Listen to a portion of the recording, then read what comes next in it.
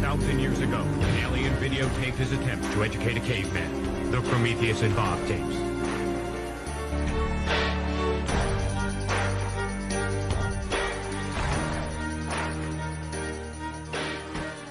Hey, E! They can't with us.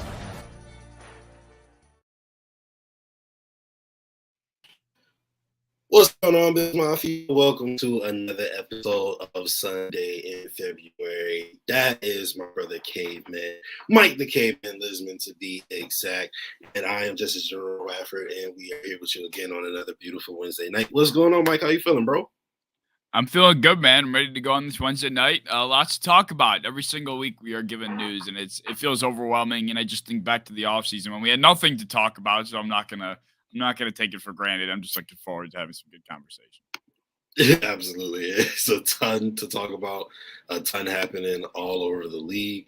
Of course, we'll let you guys know that it was presented by those guys over at 26 Shirts. Shout out to them. And also, my man Caveman has a show, obviously, on his YouTube channel, The Cave. Go check that out as well over on the Caveman YouTube channel. But let's go ahead and get into some football, bro. We got around the NFL. Last week we talked about the Raiders, the Chiefs, and the Chargers, the Broncos. Which we could talk about them again because we will be talking about it again. But this week we would do the AFC North, which is exciting, but it's kind of my dog water bed in there, so I guess I'm supposed to pay attention. You know what I mean? But it's a very underwhelming division so far. What do you think, or what do you think? Yeah, absolutely. The divisions that we all thought were going to be the worst this year are doing the best, and all the divisions we thought were going to be the best this year have not been doing too hot. The AFC North we thought was going to be uber competitive. The AFC West, the same kind of deal, and we thought the AFC East was going to be bad. Kim, thank you as always. Happy victory week. Very, very good week when the Bills win. But anyway, we always thought that the NFC East is going to be piss poor. They're probably the best division in football right now. I would say the AFC East, the other East, is probably usually in the conversation for the other worst division. They're the second best right now. It's a very, very odd dynamic this season so far, and I don't know how to feel about it because the unpredictability is cool and all, but the parity is almost annoying, to a point where it's pissing me off. Why are the Bucks, the 49ers, the Packers, and the Ravens all losing in the same week to teams that I don't think they should be losing to? That, it's almost annoying, to me at least. No. It's true. It took a very wild swing. And it's early in the season, of course. We're only weeks. Only flew. It feels like we're already approaching week 7 now. But looking at it 6 weeks in, still 11 games to go. And, it looks very odd. Now, of course, we've seen in past seasons that teams get hot at certain times, middle of the season, end of the season, whatever the case may be. Even the Patriots sometimes have rough starts. You look at the Chiefs and they're not having an amazing, 4-2 is not bad, but, teams that you think would be good, the Ravens are 3-3. They could possibly should be probably 5-1. The Bengals are 3-3, but very well could be 1-5. The Browns ended up being 2-4 somehow, some way. And then of course rounding out the Pittsburgh Steelers, who maybe didn't look like the greatest team, but they got a very impressive W this past weekend. So hey, you never know. But go ahead and start off with this. Where you want to start, at the top or the bottom? We might as well start at the bottom. Get it out of the way. Because the Pittsburgh Steelers are, they're last because I think the Browns beat them, right? Yeah, they're last. Yep. Okay, so starting with the Pittsburgh Steelers, like you said, they had a very impressive victory this past week against the Bucks. I was dumbfounded by that. If there was a game that I could have picked was a lock this week, it would have been that one. And I would have lost a lot of money. I just don't understand. What's going on. I think it speaks more to the Tampa Bay Buccaneers and their struggles than it does to the Pittsburgh Steelers. But, the Steelers still deserve their credit, right? The Buccaneers offense has been struggling. And they still, despite all the injuries they were suffering, didn't let the Buccaneers have a bounce back game on offense. Not to mention Kenny Pickett goes down and Mitch Trubisky is able to come in and finish the job. So, credit and kudos to him. There's players on that team that I like. I want them to be successful. So I'm happy for a guy like Mitch Trubisky after getting benched to be able to step in and make an impact, in a very positive fashion in a game where they probably shouldn't have won. But I don't think this is going to be consistent. There's just no way I see the Pittsburgh Steelers escaping the season with a record above 500. I'd be shocked if they finished, even third in their division. They might be able to squeak it out if the Browns continue to struggle. But, despite this impressive win, I don't think there's much light ahead as far as the season goes for the Pittsburgh Steelers. Yeah, I mean, I wouldn't say that personally, because everybody knows I hate all NFL teams that aren't the Buffalo Bills, and I especially hate the AFC teams that aren't the Buffalo Bills. But once the Buffalo Bills beat you, I then become a fan of you because I want you to do good for the rest of the season, so that we get a better strength of victory for the schedule, for just in case tiebreakers, etc. Right? So when I look at the Pittsburgh Steelers, I think of a good defense. Probably not as good as it could be, obviously, with the injury of TJ Watt. And, they lost pieces like Melvin Gordon. They've had some injuries, etc. So not a great defense, not at its peak, but a good defense. And I think Tomlin is always going to coach those guys up, kind of to the degree of like how Leslie Frazier coaches up, Bills defenders. So I always expect them to be competent on defense. And then the Bills are a juggernaut, so that doesn't shock me. I always expect them to be competent on defense. So if the Buccaneers offense, which it hasn't necessarily been humming all the rest of the season, I do agree with you that it is a lot to do with Buccaneers and maybe more to do with the Buccaneers than it has to do with the Steelers being good. But I think that they have some pieces to work with. You know what I mean? And I think when you look at the AFC as a whole, there is a bit of an opportunity there. The rest of your division is not very good. Even the Ravens, they just lost to a team they shouldn't have lost to. The Giants have a good record, but let's be real. Who do you think is going to win that game 9 times out of 10? So I feel like there's opportunity for the Steelers, and same as you, there are some players that I root for, especially now that we already beat them. I don't have to hate them anymore, at least not for the rest of the season. So, I think that there's potential for maybe catching a wave. Maybe if you run a string of bad opponents, they might be able to possibly, perhaps sneak into the playoffs. Sort of like did last year, but I do think that it is a long shot. But I feel like I'm rooting for them a little bit, so maybe it might be just a little bit of bias. But I don't think it's impossible. But all right, so they are at the bottom of the division at 2-4. We think of Cleveland Browns at 2-4. They don't get their star quarterback back until week 13, something like that. Let me ask you this before you give your opinions on the Browns. What record would the Browns need to be at when Deshaun Watson comes back for them to make a postseason run, if that's possible? I'm thinking that they need to have you said week 13 he returns. I think it actually might be week 14 because I think they have a bye week 15 or week 13. Okay. I could be wrong, but nevertheless, I think they have to have probably 5 or 6 wins. I think 5 wins if they're able to go on a bender at the end of the season. But 6 wins probably in the ballpark of where they're going to have to be at if Deshaun Watson is going to come in and be the savior for a postseason run. I think we briefly talked about them a couple of weeks ago. I thought they should have been 4-0. They lost a couple of games in pretty heartbreaking fashion this season. They go out and lose to the Atlanta Falcons without Myles Garrett by 3 points. They lost to the Jets on an onside kick. This past week, they got smoked by the Patriots, which honestly didn't surprise me. Just the way the Patriots operate. I just knew after they won 2 weeks ago, that this game against the Browns was going to be a cakewalk for them. It was one of the few things that I got right this week. And the Browns, they're interesting. It's just they're struggling with injury too, which is a big problem. They were missing, Denzel Ward. They were missing another pretty important piece, Davion Clowney, this past week. So, the Browns, they're going to have what I would think around 6 wins by that time period, in between 5 and 7, if they want a chance to make a run at it. Fair enough.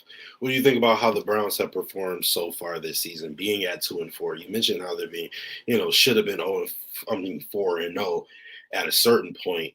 Do you think that this current iteration of the Browns before Deshaun Watson comes back is able to get them to 6-7 wins? Totally. I think this Browns team, it depends on the rest of their schedule because as far as I knew, the first 6 weeks, which is already passed, of course, was pretty easy for them, and they only escaped with 2 wins. But this Browns team, honestly, was in consideration for one of the better rosters in the NFL going into the season. Their biggest weak point was probably their wide receiving core. Outside of Amari Cooper, there's really not many playmakers. But the offensive line also has been dealing with a lot of injuries. I'm pretty sure Wyatt Teller just got injured. They lost both of their they lost their first 2 centers on the depth chart. They've had a lot of shuffling going on there. And so that's been a big, big hit for that team as well. And so once again, touching on the injury thing, but this team is definitely good enough on paper when Deshaun Watson comes back to be one of the best teams in the AFC, as long as he comes back and he plays the form. I mean, I have a feeling that Deshaun Watson's going to come back and he's either going to be just like he was in 2019 or a complete shell of his former self. And, paying him all that money is going to be the biggest waste ever. And they traded too much for him, and he's going to be a complete dud. Like, I feel like there's going to be no middle ground with this guy when he returns. Caveman, I agree. I swear, I think Deshaun Watson gonna come back and be a bum, I might eat these words. That's very possible. Like, I mean, of course he had the ability to do it once. I'm sure he could, have the ability to do it again. But I don't know, dude. The way he looked at the preseason and the beginning of the regular season, of course he hasn't played in 2 years and all. I get all that, but if he looks anything like that, it's not going to be good. Like, they're going to be bad. Okay, so no matter how this season looks, you have to give him next season. If next season is bad, like if next season they go, let's say, I don't know, 7-10 or like 8-9, you wasted all that money. Because he's obviously not good enough. They're good enough right now without him to go 7-10 or 8-9. So if you go that with him, it's not looking good. That means you wasted all that money. You wasted all those draft picks. You wasted that roster that was apparently one of the best rosters in the NFL. You you ostracized your number 1 overall pick, traded him away for pennies on the dollar. And now he even looks like damaged goods. Like, that would be rough for Cleveland. Like, to get a good team just to have it all pulled away from you, and, a year or 2 later, that sounds awful.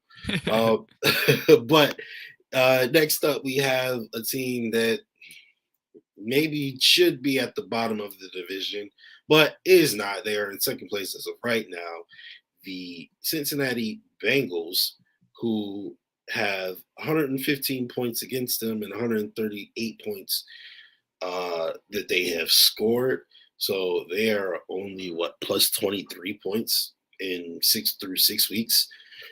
All right, maybe again, this is my dog water bet, so of course I'm just I'm being a little biased. But what do you think about the Bengals so far this season? The Bengals are just as much as I'd expect them to be. Just not as explosive as they were last year. Jamar Chase is definitely being contained. The offensive line, although I expected that to be better, and it certainly hasn't. But the defense is also, as these weeks have progressed, has started to struggle. And that was, we've had the conversation so many times. The defense was primarily the reason why they got as far as they did last year. They came up big in some big moments, and now this season, the defense is playing a lot closer to what they probably should have been playing like last year. And with the Bengals offensive explosion not really occurring as often, we're seeing the result of that, and they're starting to get better. I'm pretty sure they've won their last 2 games, but it hasn't been the same Bengals team that I feel like we were seeing near the end of last season. And like I said, we definitely expected that. And maybe as the season progresses, they will start to become more explosive. They'll get Jamar Chase out a little bit more, start to get the ball in his hands more often because it doesn't seem like they're really even utilizing him in the same way. I can't remember the set. I mean, against the Saints, of course, he had a nice catch and run down the sideline, but other than that, he really hasn't been the same explosive yards after catch guy. Take the top off. He really hasn't done any of that, and I don't think that's really Jamar Chase's fault. I think it's more on the coaching staff. So if they're able to break him out, if the defense is able to kind of hit a rhythm, I could see this team finishing with around 9 or 10 wins. I had them at 9-8 going into this year, and I think that's still very much in the realm of possibility, depending on how things go, toward the end of the year. Yeah, I think that is probably like if Vegas had a setting for what the Bengals season would finish at right now, I think it's probably like 9-8. I bet that's the lowest odds because that's exactly what they look like, a 9-8 team. All right, so I almost got into an argument, but Twitter. Since I've learned that you don't have to argue with people on Twitter, like life has been so much better. Like, like people will say something to you in your comment section and you're like, like, what are you even talking about? But then you'd be like, I don't even have to respond. And you just move on. Like, I learned a lot. So I almost got into an argument on Twitter where this person, so there was let me ask you the question first, right? Do you think that the lack of creativity in Jamar Chase's routes so far this season are attributed to maybe a lack of perceived talent at the quarterback position? Like creativity in terms of his what Jamar Chase is limited to, or just what they are limiting Jamar Chase to. I you think it's a lack of a lack of play calling creativity, or maybe that their quarterback has deficiencies that they have to consider. I think in the Bengals case specifically, because I've been an anti Zach Taylor guy forever, I think it's probably more to do with just the lacking of creativity on the offensive side of the ball. I think even if there were quarterback inabilities, it wouldn't be the Bengals that view him that way, if that makes sense. So, I think they should have all the faith in the world in him to, allow him to try and make any throw he can. So I think it just has to do with the fact that the coach is probably sitting there drawing up lines that, drawing up routes that just are not most fitting for the offense to explode the same way it did. So I guess to answer your question, it would be, just the play calling has been limiting them. That's fair. And I agree with you. I also think that although, yes, you should have the utmost confidence in your first round pick quarterback that you drafted, right? Number 1 overall pick, if I'm not mistaken. Your number 1 overall pick, draft pick, right?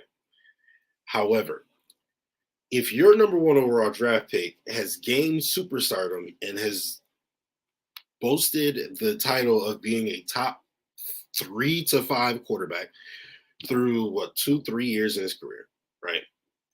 But that he's not like that.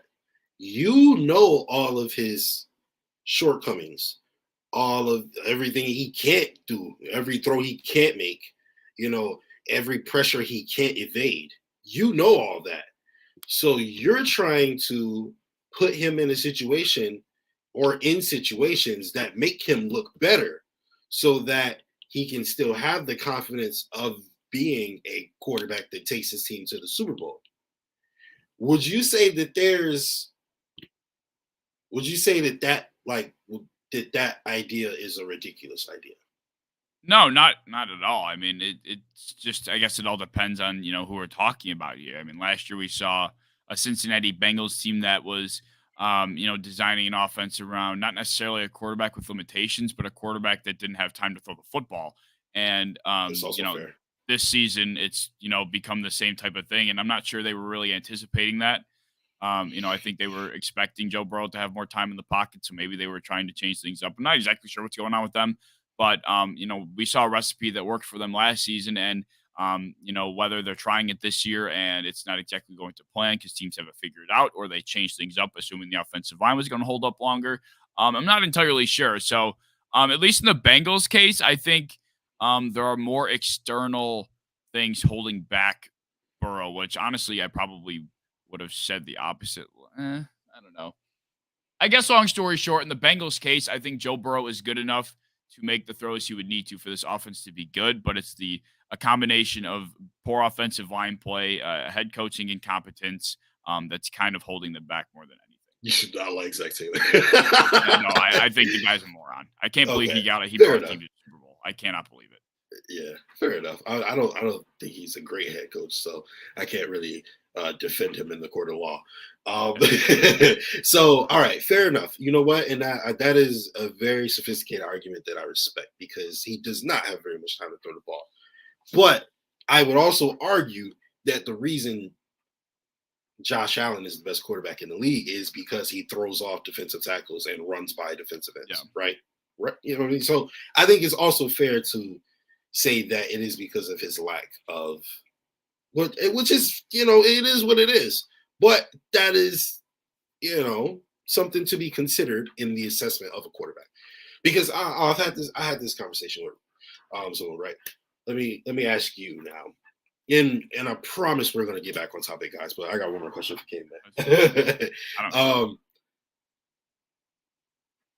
Do you think that the Bills' offensive line is good? Or do you think that Josh Allen is ultra incredible at avoiding pressure and he makes them look better than what they are? Oh, I mean, Josh Allen makes the offensive line look so much better than they actually are.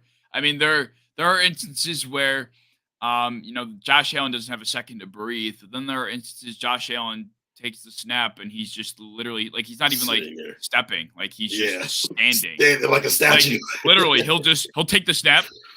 And it's like his controller dies. And then all of a sudden he just flicks his wrist and the ball's 45 yards downfield. I feel like we see opposite sides of the spectrum with this offensive line, but more often than not, Josh Allen is making not only the offensive line look great, but just this entire offense look a lot better than it really is. Because at the end of the day, with all due respect to the weapons we have, it certainly doesn't compare to some of the other supporting cast in the NFL. I mean, if we're being honest, Joe Burrow's supporting cast is, in my opinion, much better than, as far as skill positions go, much better than the Buffalo Bills supporting cast. I mean, the Buccaneers, Country Mile. Yeah, I mean, I think I'd still say Country Mile. I mean, Mike Evans and Chris Godwin are two very... And Julio Jones. That boy's still a monster. You know what I mean? He hasn't played... I mean, Ryan Tannehill was not good last year.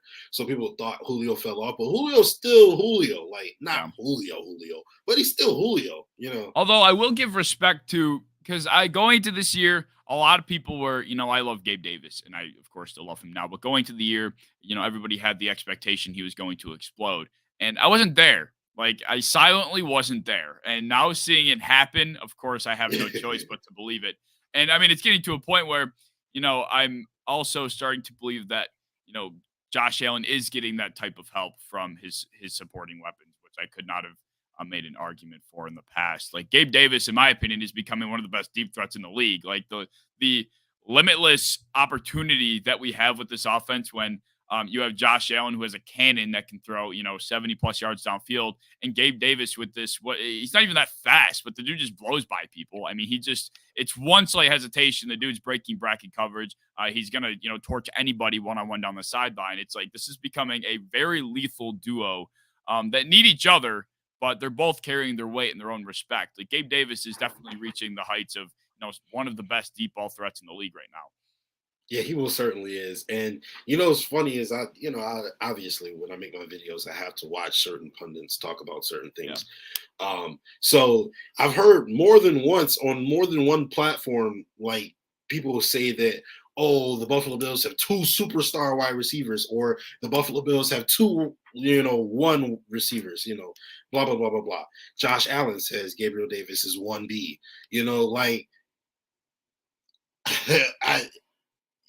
I love it, and I love seeing him have these superstar moments, and I love what that is for him. I love what that is for our team.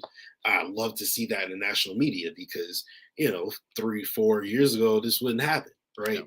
And no matter how well they were performing, it just wouldn't happen. They would need to see it consistently. Um, you know, but I love Gabe. And guys, please don't hate me.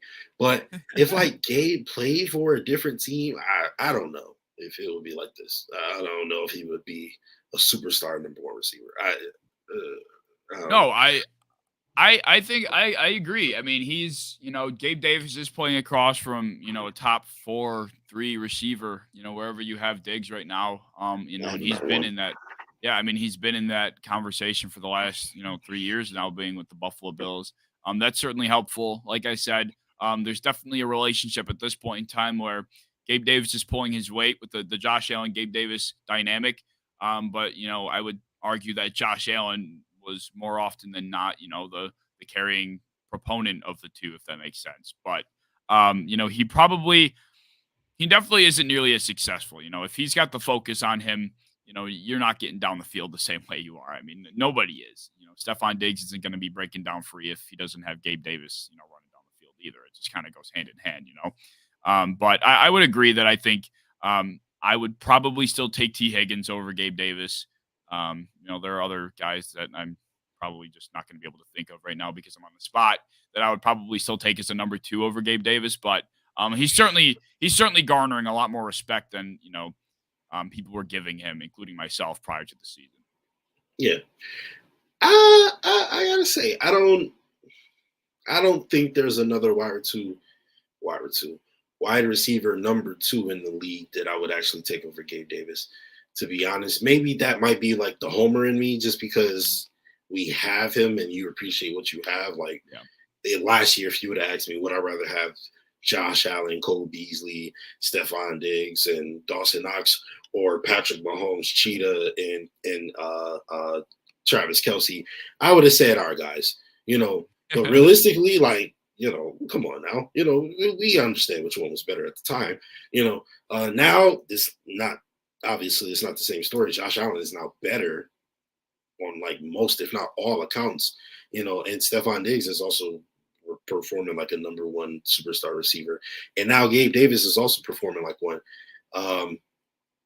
So I don't know. I guess I just appreciate what I have, you know what I mean? So yeah, but all right, sorry guys, we got off topic a little bit. That's my fault.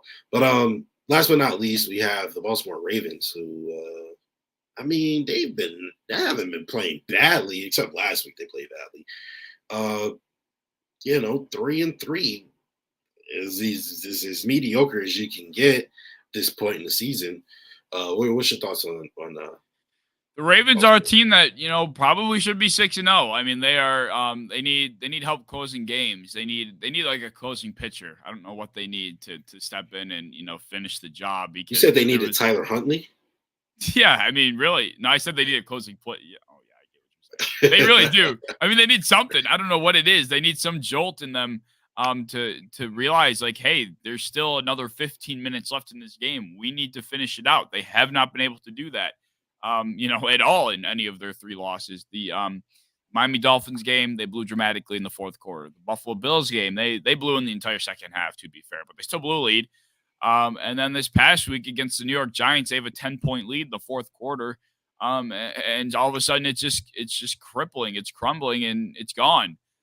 So the Baltimore Ravens are an uber talented roster with a lot of names on it. They are very good, very talented top to bottom. But when you're not able to close a football game, it just takes away from how you're going to be viewed from a public perception and how good of a team you actually are. I mean, I would rather, of course, I think anybody would agree with this. I would rather my team be, the complete opposite. I would rather my team be, complete dog water in the first, quarter and a half, 2 quarters of the game, and then turn it up in the second half when it matters the most and, attempt to mount a comeback or even complete one instead of going up by 17, 20 points and, damn near blowing it every time.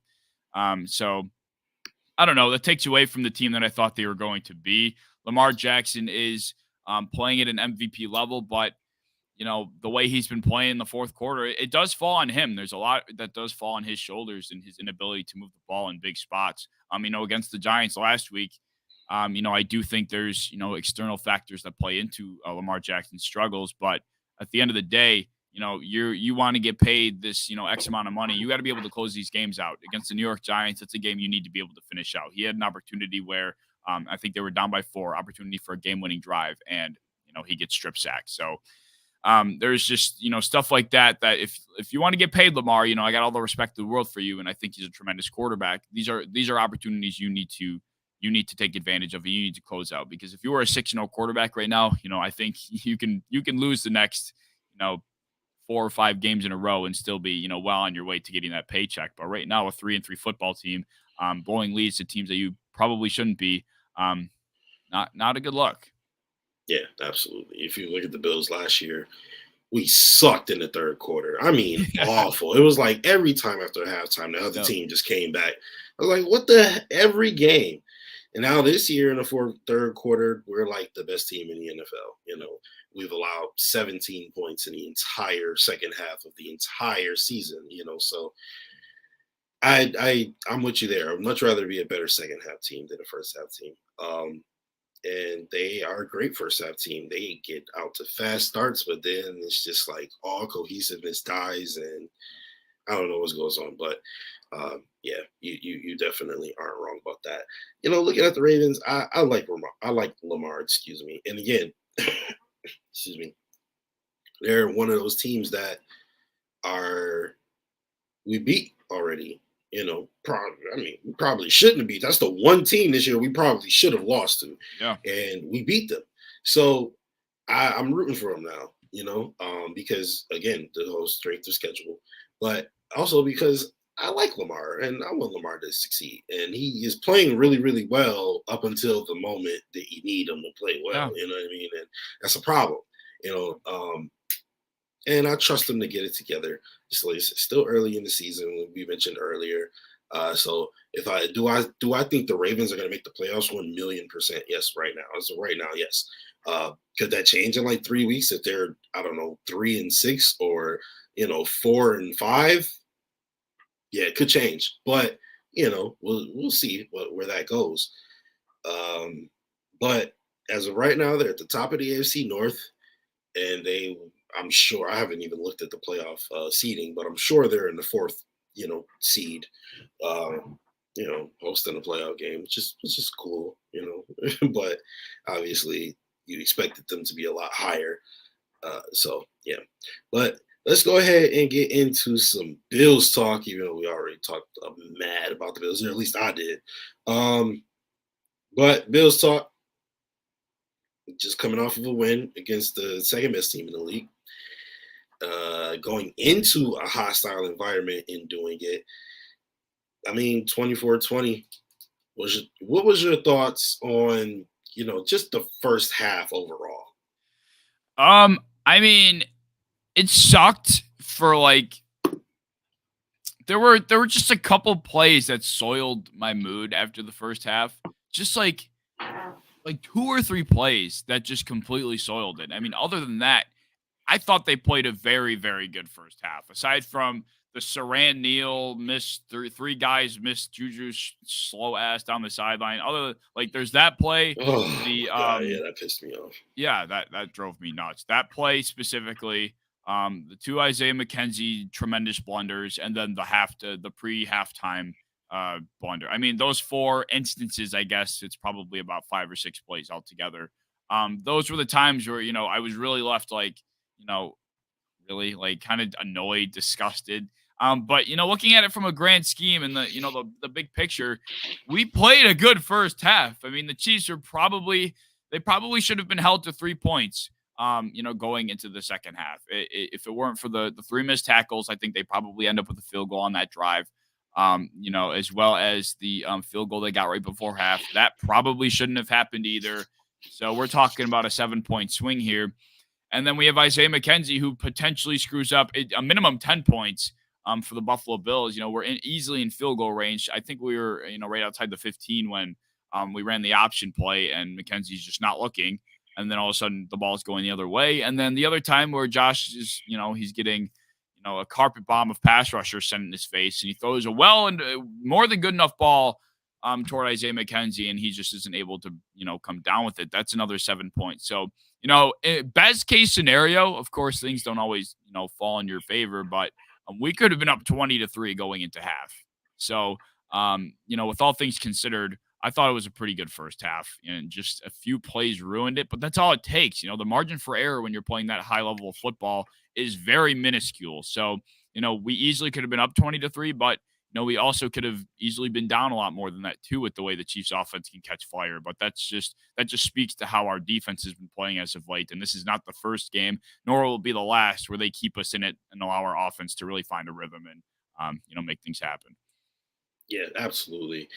I feel like if Isaiah McKenzie was if he wasn't one of the most tenured Buffalo Bills on the roster right now, he's been here since the year Josh got here. Josh threw his first touchdown to Isaiah McKenzie. If he didn't build up that sweat equity with the Bills, let's say if Isaiah McKenzie was Jamison Crowder, people would be breaking down Brandon Beane's door to have him released and cut. Like he would be gone by Monday morning, because that was absolutely egregious. It was disgusting to watch. And I'm gonna be honest, I like Isaiah McKenzie.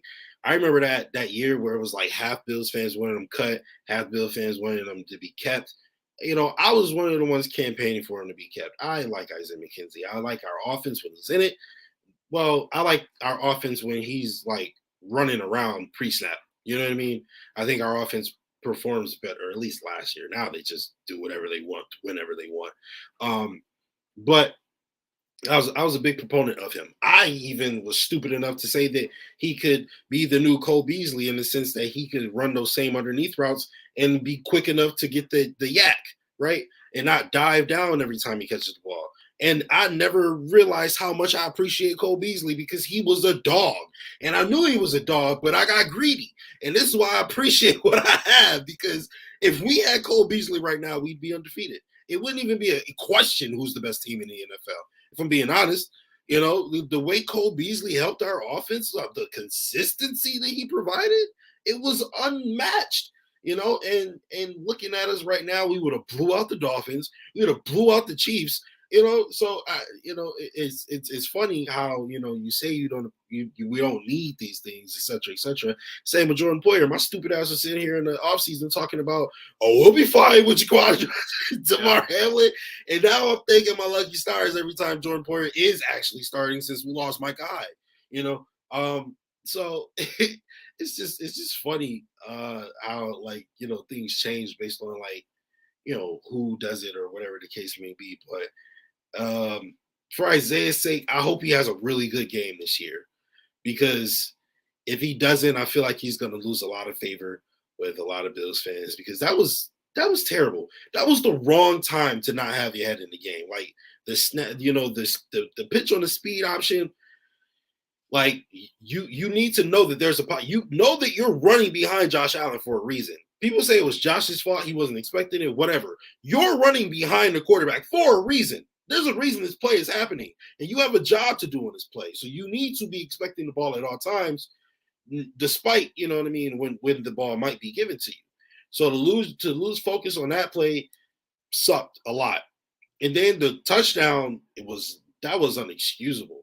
The fumble play, people were saying, okay, it was half Josh's fault. I don't think so, but I'll give you that.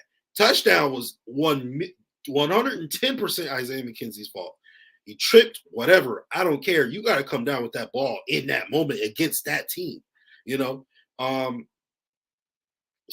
Josh talked it right against his face mask. You're a wide receiver, bro. Catch the ball. I get what people are saying, but Isaiah McKenzie got to catch that football.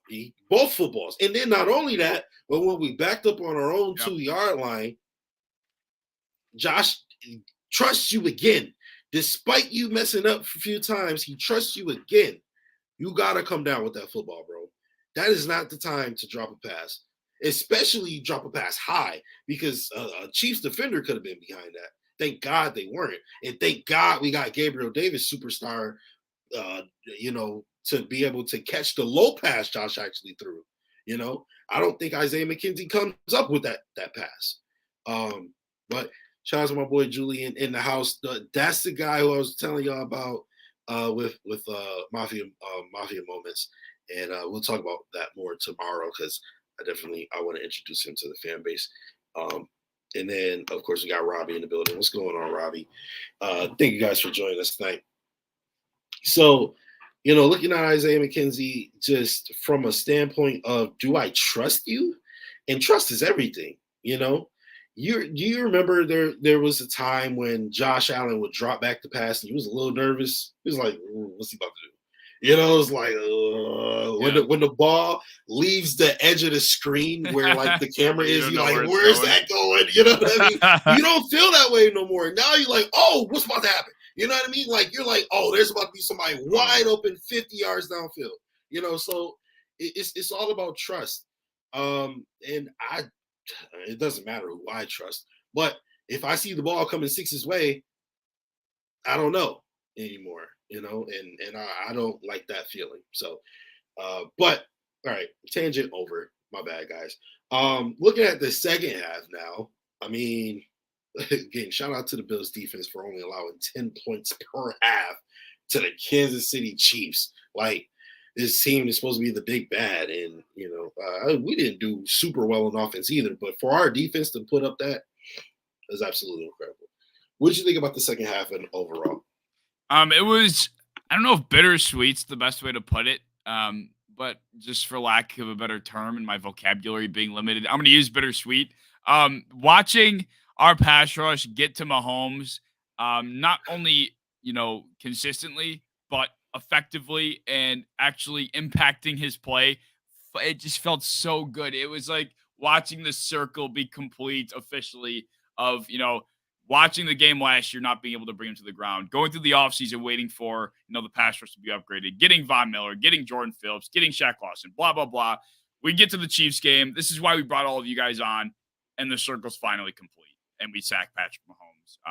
On the biggest play of the game, in my opinion, was when the Chiefs had the ball. It was the drive before we went down and took the lead on the Dawson Knox touchdown. Von Miller brings down Patrick Mahomes, is probably in my opinion, the biggest play of the game. They were up by 3 at that point. They easily, I think there was 7 minutes left. They easily could have moved down the field. And if this was the Bills last year, Patrick Mahomes probably moves down the field, at least gets 3 points, probably gets 7 points, and all of a sudden we're out of the game. But thanks to the closures that we have on the offense or the defensive line, we were able to get another opportunity with the football and eventually win the game. So it just felt like this, like I said, the circle that was finally complete. Watching our guys really be able to negatively affect Patrick Mahomes' play. And it was so bittersweet watching that. No, bro, you're absolutely right, because I remember that sequence exactly. It was Josh Allen got tripped by Chris Jones, and there was a no call that everybody in the world saw except the referee that was 5 yards away. He didn't see it. Everybody else saw it, but he didn't see it. And then, excuse me, immediately after that, was the Von Miller sack on 3rd and 6, like you said, with 6-7 minutes left on the clock. And because when on that 3rd down, when Josh got tripped and sacked, it was like all the air was left out of the bag. Yeah. You know what I mean? Because it was like, oh wow, this is how this is gonna end. On a trip that wasn't called. It was like, this is how it's going to end.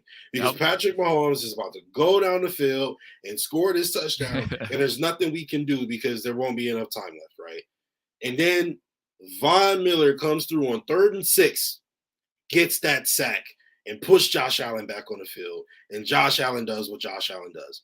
Like, I would actually agree with you. That was the play of the game. That was the difference between this team last year and this team this year. That was the difference right there. And it was 40. It was number 40. And that's why you pay him all that money. I mean, 40 million for 40. And he showed he's worth every single penny. He got 6 sacks this season and we played 6 games. Somebody said, are we going to have a double-digit sack guy? Nah, probably not. I think Von Miller might get like 5, 6 sacks because that's what we used to seeing as Bills fans. Besides, gone are the days of Mario Williams. That's what we've seen since then. 5, 6, 7 if we're lucky. Hey, if you get 9, Yeah. that'd be cool. He got 6 through 6 weeks, bro, and he missed. Oh no, he didn't miss a week. Did he miss a week? No. I'm thinking of Jordan Poyer. No. But he got 6 through 6 weeks. So that it's a blessing, man. And again, it's the difference between like I said, last year and this year. So let me ask you, when the Bills scored that touchdown, and that is the one that goes to Stephon Diggs. Our last touchdown? That was the last. Oh, yeah, because they melt down the clock. That's right. And then they scored a touchdown with 1 minute left. what was going through your mind when the touchdown actually happened? The Bills touchdown, like Dawson Knox's catch. Dawson Knox in the back of the end zone. Yep. I was honestly, if I remember correctly, I was just too excited to even think otherwise. Probably similarly after how I felt when Gabe caught his touchdown. But Bro. once I composed myself, I'm of course thinking to myself, there's always a chance, right? We gotta be stout. We gotta make a play. But I don't think I was, as uneasy as you might think, just understanding the history of what we've experienced. I think only because, what we were just talking about, the night and day difference between this defense is, it's immaculate. I couldn't tell you how much it pissed me off to see our pass rush was good narrative last year. We got good pressure. Define good pressure that allows Patrick Mahomes to slip away and make a play. Every single time we happen to get pressure on it, Von Worth every play. That's why we brought him. Shout out to Matt Milano. Yeah, for sure. Matt Milano, on that note, Matt Milano wasn't able to do, what he did without Von Miller in that game. He's able to spy Patrick Mahomes, and, because Von Miller is able to flush him out of the pocket a certain direction, he's going to run right into Matt Milano's arms. But on getting back on track, I was not uneasy as much as you would think, just because, the difference with the defense is it's just so night and day. And listening to people say, oh, Jerry Hughes got good pressure last year, we were flushing Mahomes out of the pot. It's like, shut up. We were not negatively affecting Mahomes enough to win the game. That's the facts of it. I don't care what the numbers say. I don't care how much pressure, the pass rush. What's the stupid stat? I don't remember what the stat is off the top of my head, but win rate. Yeah, exactly. Jerry Hughes' pass rush win rate. I don't care. We're not getting into the ground. What we saw in this game against the Chiefs, that was a Patrick Mahomes who was unable to be perfect because of the constant duress he was under, and that's all I was asking for. Yeah, absolutely. It's not the same pass rush. It's completely different. This is, what we've been begging for. So it's a big deal. I have to say. Again, I'm agreeing with you, because I was at a friend's house, and when it was a group of us, it was the 5 guys who were watching the game. Every single touchdown, we all got up, singing, right? So when the Dawson Knox touchdown happened, we did the same. We all got up, very hyped, a lot of energy, screaming, yelling, that whole thing. You know what you do during the Bills games, right? And I gotta say, I felt better this time around, because last time, anytime you have a touchdown game with 2 high-scoring offenses and then field goals are introduced, it creates that 4-3 dynamic where you're either up 4 or you're up 3, or you're down 4 or down 3. Last year, we were on the wrong end of that, and we were down 4, so we had to score the touchdown every time. So this year, we were up 4. They were down. So when we scored the touchdown, after that, they had to score a touchdown. They didn't have the luxury of going down the field in 13 seconds and having your kicker kick a long field goal like they did in the previous game. So we were on the wrong end of that dynamic at that time. This time we were on the right end of it. And I think that's honestly like a tactic in football is understanding that dynamic in one-score games. And anytime you're going to face a good team with a great offense and a great quarterback, you have to take that into consideration. And we were on the right end of it this time. Do I think, do I think Patrick Mahomes can, get his team into field goal range versus zone, versus prevent coverage with 12, 13 seconds left? Yes, I do. I've seen him do it twice now. Yeah. Twice. Do I think that Patrick Mahomes can score a touchdown on our defense with 1 minute left? No, I don't. I don't think that can happen. Not from his own 25-yard line, I don't think. If he, gets into great, field position and if he's at R40, then okay, that's, problem. That's it's about 50-50. But from his own 25-yard line, I don't think our defense is going to let that happen. Especially not without Tyreek Hill on the field. That's for damn sure. So I was excited when Dawson caught the ball, but I was confident. I was like, our defense is not going to let that happen. And I'm going to have faith in our defense until I see, 2 feet inbounds with possession. Or Patrick Mahomes, because there ain't going to be a running back that scores on this. Patrick Mahomes walking his annoying ass across the goal line, right? That's when I'll believe that our defense was going to allow that touchdown to happen, right? And so it was pretty cool to see Teron Johnson fly it over the top. Oh, yeah, my God. Oh, my God. I can't tell you, bro. We almost broke the floor. The way we was jumping up and down was ridiculous. We were like children. So, yeah, it was a pretty cool moment. What was your thoughts when you saw Teron Johnson come out with that football and it took 5 minutes to review it like we all didn't see? Yeah, I mean, I didn't even know they were reviewing the play. Like I'm sitting there I was watching the game.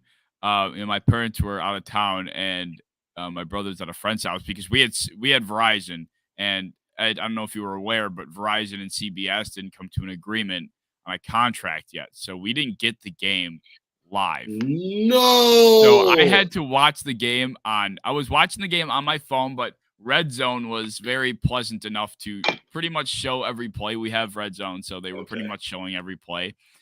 So, they're cutting out, we score the touchdown, they show the replay, and then they're cutting out, and they come back and they're reviewing the interception. And I'm like, what? Why are they reviewing this? Like, that was obviously a catch. So I didn't even know it at the time, to be honest with you.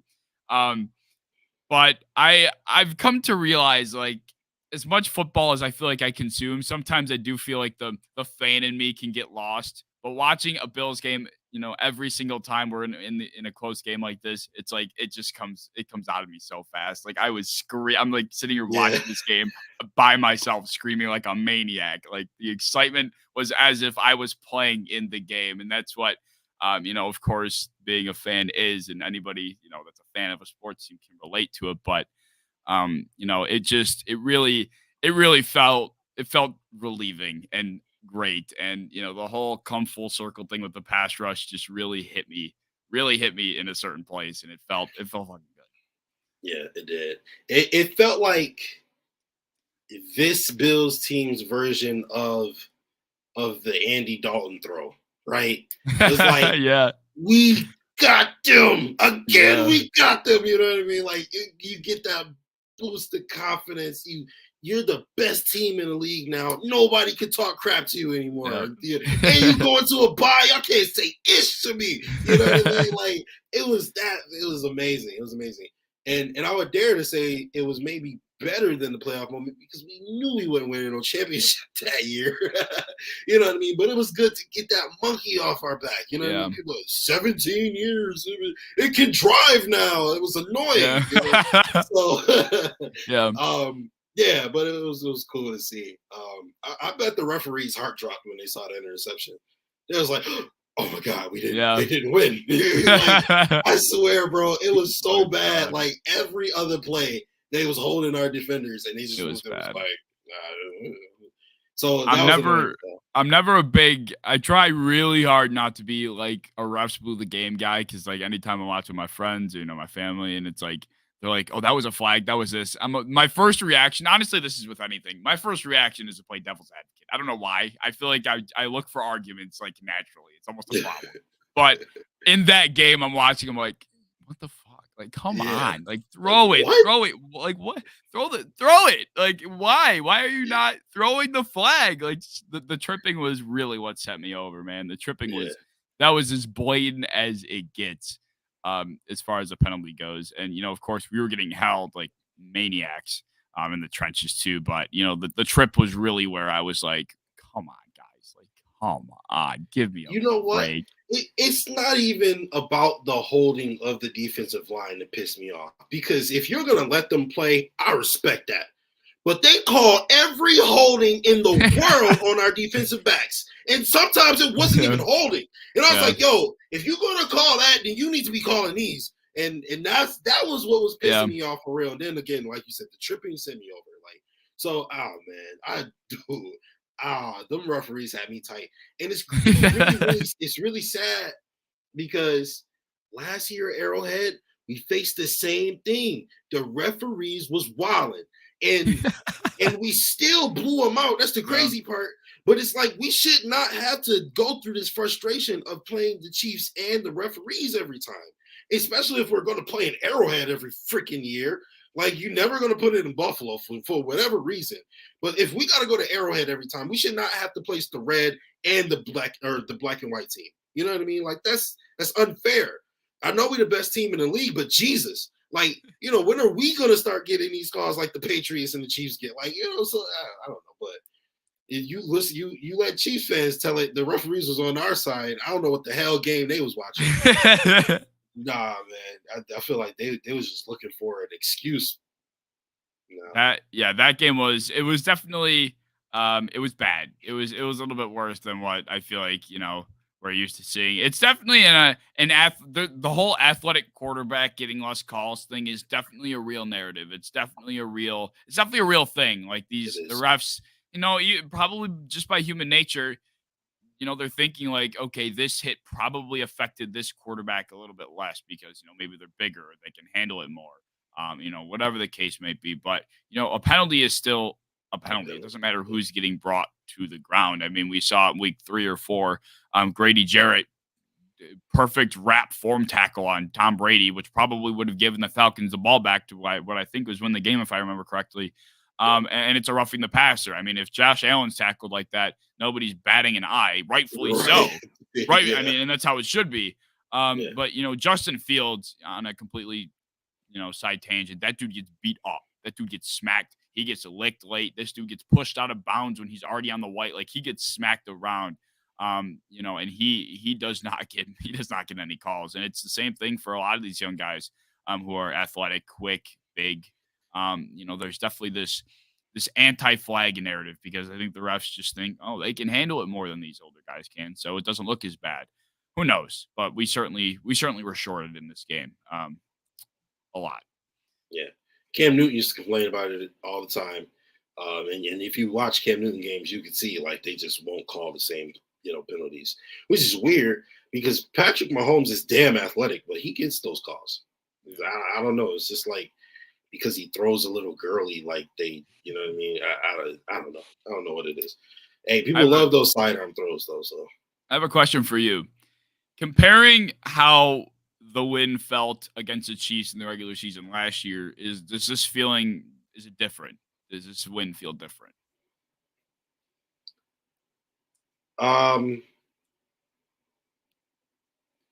Yes. And I'll tell you why.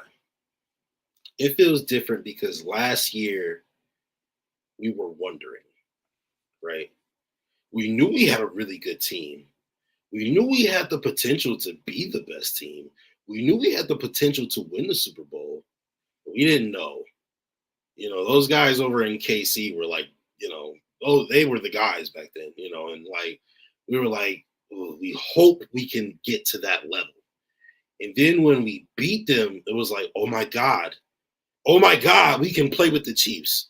You know what I mean? It was like, this is a game changer. We can actually play with the Chiefs. That means we can do anything. We can conquer the world, right? This year, we already knew we could play with the Chiefs. Yeah. Beat them in their home in the regular season. Then we went and beat them in their home in the playoffs. And then, our defense put us in a bad position. And, they failed us 2 times in a row, right? But as far, for all intents and purposes, Josh Allen went there and beat him twice in the same year. Right. And that's not fair to say because Pat did do what he needs to do to go get those points. So I'm not going to say he beat him, but Josh Allen did what he needed to do 2 games in a row. watching Josh Allen absolutely obliterate people this year, I knew he was better than Patrick Mahomes at this point. Patrick Mahomes doesn't have Tyreek Hill, and he looks a little less than what he was before. Meanwhile, Josh Allen, he came up off of nothing. Patrick Mahomes was always put on this crazy high pedestal, and granted, his talent was there to match it.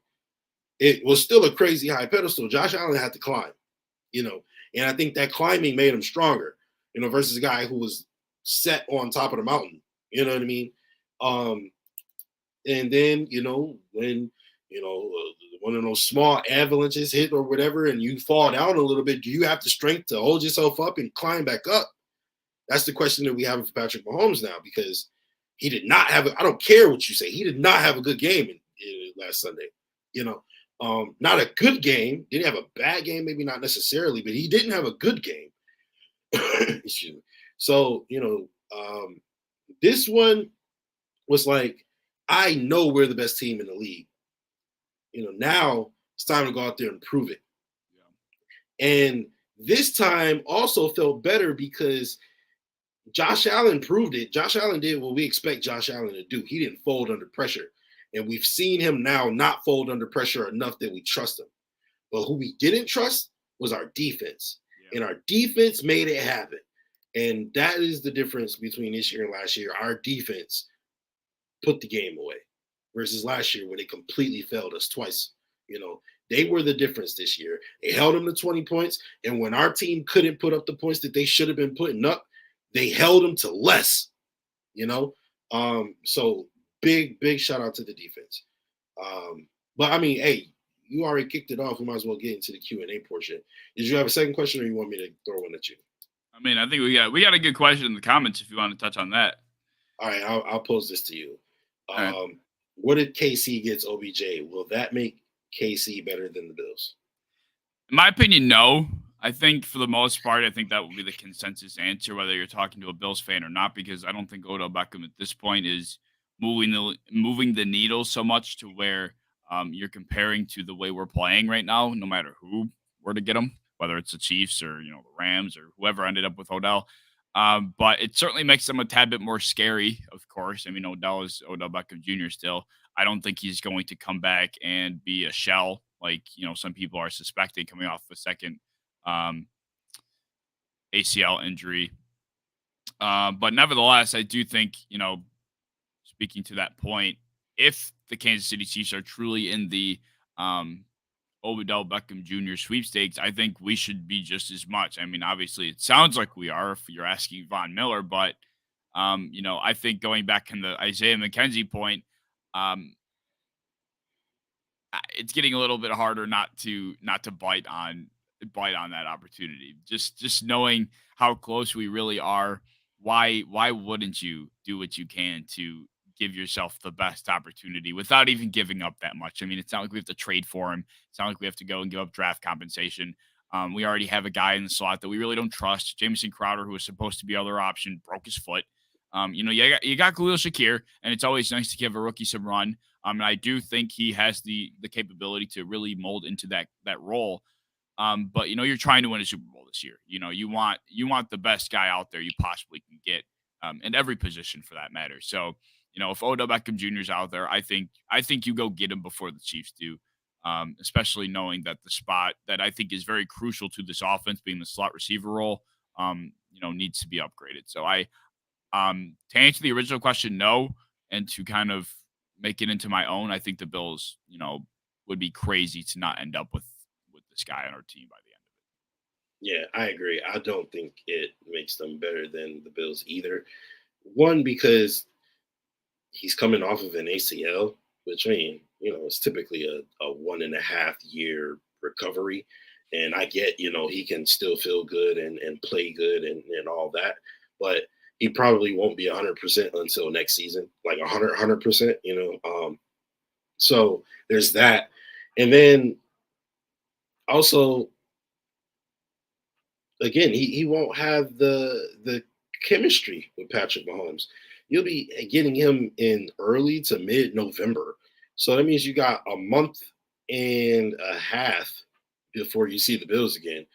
I don't think they're going to have that type of, you know what I mean, that type of rapport to be. I mean, go, hey, Patrick Mahomes is a dog, and so is OBJ. So I'm sure they could make something swing, but not to the. I don't think it would be to the same standard as Josh has with Dawson, Gabe and Stephon. So I say no. Also, people have been saying that Odell wouldn't come to the Bills because he'd be a third option, which is ridiculous. He literally went to the Rams with the intention of being the third option behind Kupp and Robert Woods. Robert Woods, unfortunately, just got a serious injury as soon as he got there. But he signed with them with the intention of being a third option. So coming off of an ACL injury, you think he wouldn't go somewhere to a Super Bowl team and be the third option? You sound ridiculous. He would 100% come here and be the third option. And he should 100% come here and be the third option if he wants to win a championship, So, yeah, I think Odell would be a good match over here. Yeah. But, all right. You got a second question or you want me to give you mine? You can go. You fire away. All right. Do you think the Eagles are good enough to come out of the AFC to win to play in the Super Bowl? I think the answer right now has to be yes, because what other choice do you have? I mean, right now you got the Giants, you got the Giants, the Cowboys. All right, the Vikings. To be fair, the Cowboys deserve to be in that conversation. Otherwise, the Vikings and the Giants. I think the Giants are a more authentic 5-1 team than the Vikings are. There's just something about the Vikings. They're just Kirk Cousins. Yeah, it's Kirk Cousins. It's Kirk Cousins. It's Kirk Cousins. I don't know what it is, honestly. It's just this. I was having this discussion last night on the Cave. It's just like with the Vikings. I don't know what it is. There's just this aroma of fallacy and just not it. I just can't put my damn finger on it, man. The Vikings are a team that, they're 5-1, but they haven't won games, very handily. They barely beat the Saints. They probably should have lost to the Saints a few weeks ago with Andy Dalton under center without Michael Thomas. I don't even think Alvin Kamara played in that game. They barely beat they did beat the Dolphins, but Skylar Thompson's under center. Teddy Bridgewater eventually comes in, of course, but they only win that game by 9 points or whatever it was. There was another game that I can't remember that they only won by a slim margin. Like, they're not winning these games like a true 5-1 team would be, right? And the one true talent that I think they've played, the biggest challenge, was the Eagles on Sunday Night Football, and they got their pants pulled down in front of the entire nation. They got destroyed. Kirk Cousins looked terrible, and Justin Jefferson got locked up by Darius Slay. So, this is a team that I guess the best way I can put it is comparing them and the Giants, because they're both 5-1 at the moment. The Giants are being built on this culture, this tight-knit bond, this never give up, as cliche as it may sound, this Brian Dable type foundation that is thriving them to this point. It's not talent that's gotten them this far. It's this culture that's being built. They do not have the best roster in this league. They are far from having even a top 10 roster, if I'm being honest, but they're 5-1 because of the culture being built. So you take that as a foundation and just imagine how good they could be if their team was just that much better. So, and for the Vikings, I feel like it's the opposite. They're 5-1 on talent alone. That's the reason why they're 5-1, and it's not getting them very far. It's getting them to 5-1, but they're kind of like squeaking right over the finish line every single time, on a week-to-week basis. So, both of those teams, although I feel like they're fraudulent, I think the Giants are a more authentic 5-1 team than the Vikings. So, to go back to your point, the Eagles definitely are the best team in the NFC right now. And the Cowboys are, they're an inching close second. I think Dak Prescott coming back, expecting him to play his normal self is going to be a big boost because that defense has been playing outstanding. But one way or another, the Eagles absolutely looking like the top seed coming out of that conference this year. So what you're saying is that Sean McDermott has a better coaching tree already than Bill Belichick. The coaching tree of Bill Belichick definitely isn't It's not Great. great. Yeah, no, it's not. I mean, you got Matt Patricia, who, was getting ran out of Detroit with pitchforks. Josh McDaniels was already not looked to be a good, head coaching 1-4. hire this year, and it's not looked good up to this point. Romeo There's other guys Crennel that, is not a coach yeah. anymore. Charlie Weiss. Yeah. So, and it's funny because it's said that a lot of, Belichick's disciples, if you will, often go to other teams and try to create the same energy and atmosphere that he does. So I think it's funny that if Brian Daboll were to have done the same, energy and atmosphere that Sean McDermott does, and then start off the season 5-1, I think that's pretty funny. I think that'd be pretty cool if they actually became a good team, because Daboll was building off of what McDermott had built in Buffalo. That'd be pretty cool. All right. Now we go ahead and get into buy or sell. Man, I feel like I got a good one. All right. Buy or sell, Caveman, that the Las Vegas Raiders are making the playoffs. Well, man, I mean, 1-4, that is a hell of a hole to dig yourself out of. But they're in the AFC West. This division is not what we all thought it was going to be. If the Raiders can catch heat, which given their schedule, I think is relatively possible.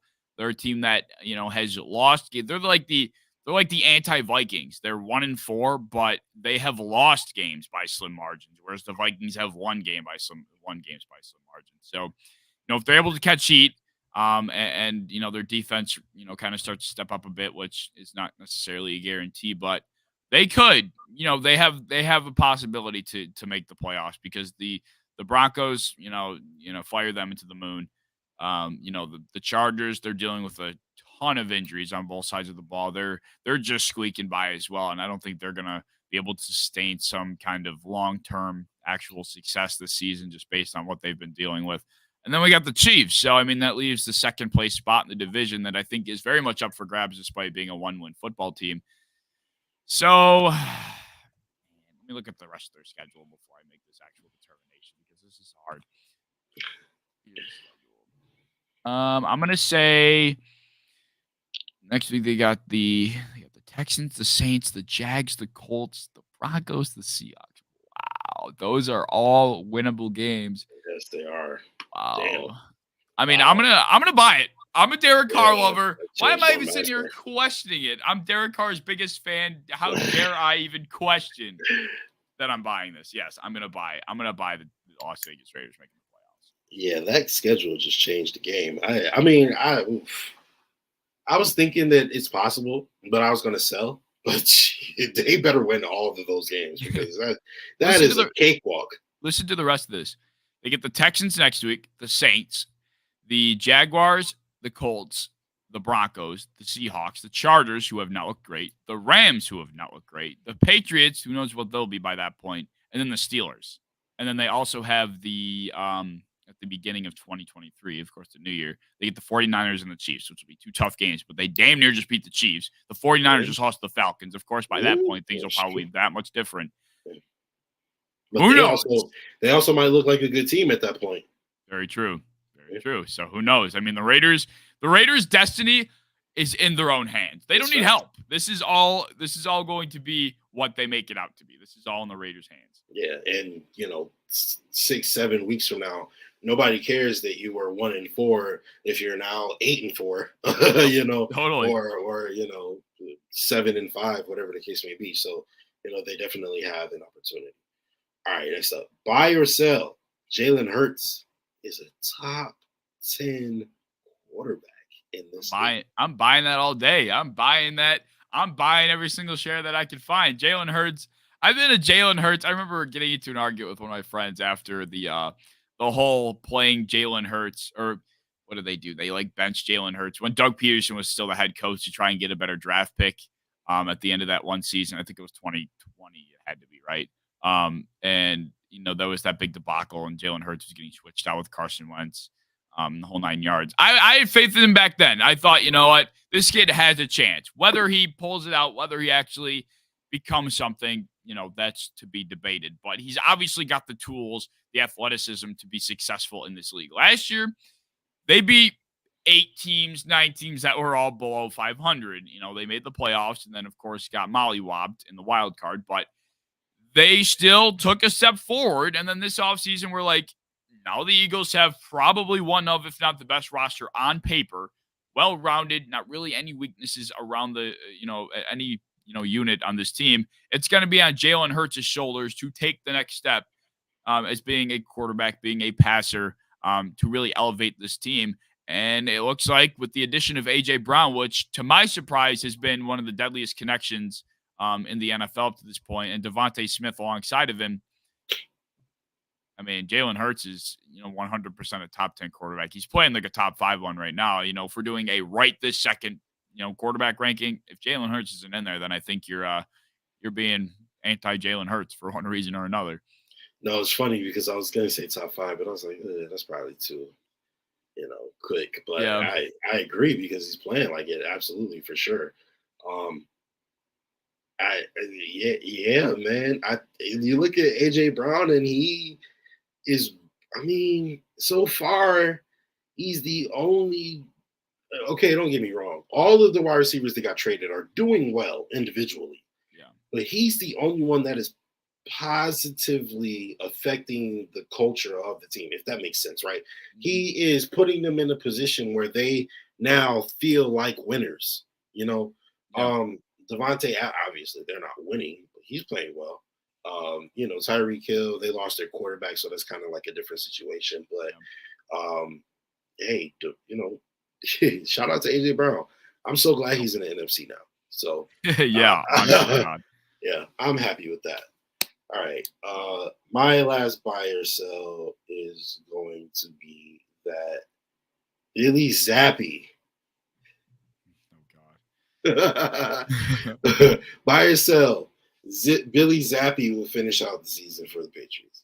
I'm selling. I think Mac Jones eventually steps in. It's been a good story. I'm happy for the kid. Don't get me wrong, but he hasn't played well enough to make Bill Belichick say, you know what, Mac, I'm sorry, but I don't care if you're healthy. You're staying on the bench. He hasn't done that for me yet.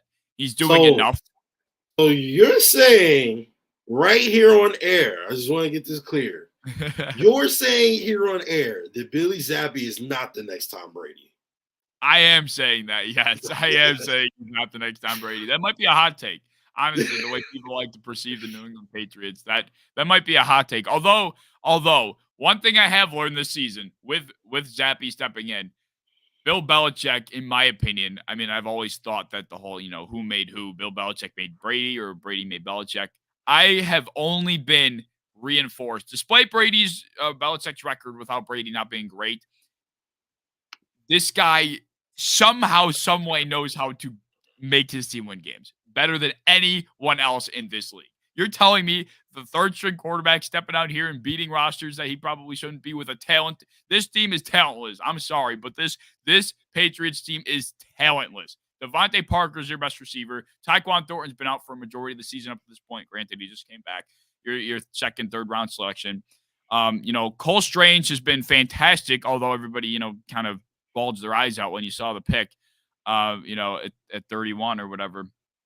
But he has this uncanny knack to put almost every player on his roster in a successful position, no matter what. J.C. Jackson, ever since he left the Patriots, everybody's like, he got benched. Brandon Staley benched J.C. Jackson this past week on Monday Night Football because he was just blowing assignments left and right. It's just what Bill Belichick is able to do with his rosters, no matter who is on it. I have this ultimate respect for. So, on an unrelated note, the Patriots are dangerous still, despite having a third string quarterback under center and a bunch of C-tier receivers. They're 3-3, which just, good God, good respect to him, I guess, is my point. No, you're not wrong. If you look at Bill Belichick without Tom Brady, he took a rookie quarterback and put him in the playoffs. And then so far this season, he's went 500 with a second-year quarterback and a rookie quarterback. Or is Bill Zappi a rookie? Yeah. He's a rookie, right? And a rookie quarterback. He's at 500 now. Tom Brady signed to an all-star team and then added more stars to the all-star team and won the Super Bowl And then,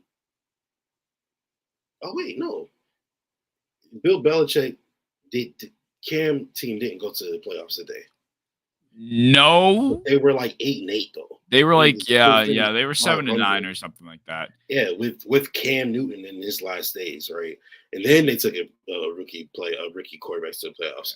Tom Brady had an all-star team, went to the Super Bowl, won the Super Bowl. Fair enough. Like that's a great accomplishment. Second year, I'm pretty sure he got bounced in the playoffs with another all-star team. And now his all-star team is like not super all-starlish right now, and they're not like looking great anymore. And meanwhile, Bill Belichick with absolutely nothing still manages to produce something. Granted, he is in charge of the roster, so it's his fault that they don't have talent. But as far as coaching goes, he is doing what he is supposed to do, and they don't look horrible, which says a lot because they look horrible on paper. All right, that's the last thing I have for Bayern. So, do you have anything else for tonight? I think that's probably all that I had in mind that I wanted to rattle out. I think we covered a lot of ground. We kind of I like when we go on tangents. I know it's good to have a plan, but going on tangents makes it feel very natural, and just when you're able to rip off random conversation, that's what I enjoy the most. So it's been a really good show. Yeah, for sure. A lot of good football talk. It was a great weekend in football. So hopefully we get another good weekend this week, and we don't have to have any of that anxiety because we are on a bye week after beating the second best team in the league. So, hey, we're feeling good, and we hope you guys are feeling good, Bills Mafia. Thank you so much for all the love and support you guys give. As always, you guys know we appreciate it. Make sure you check out this guy's YouTube page. He has this really, really dope show called The Cave. It's every Tuesday night. I actually switched my show nights just so I could watch his show. Okay. Really, really dope show. So make sure you go check it out and subscribe to his YouTube channel as well. That is Mike the Caveman Lisman. I'm Justice General Raffer. You guys are watching the official network of the original Bills Mafia. We are out. Go Bills. Bills.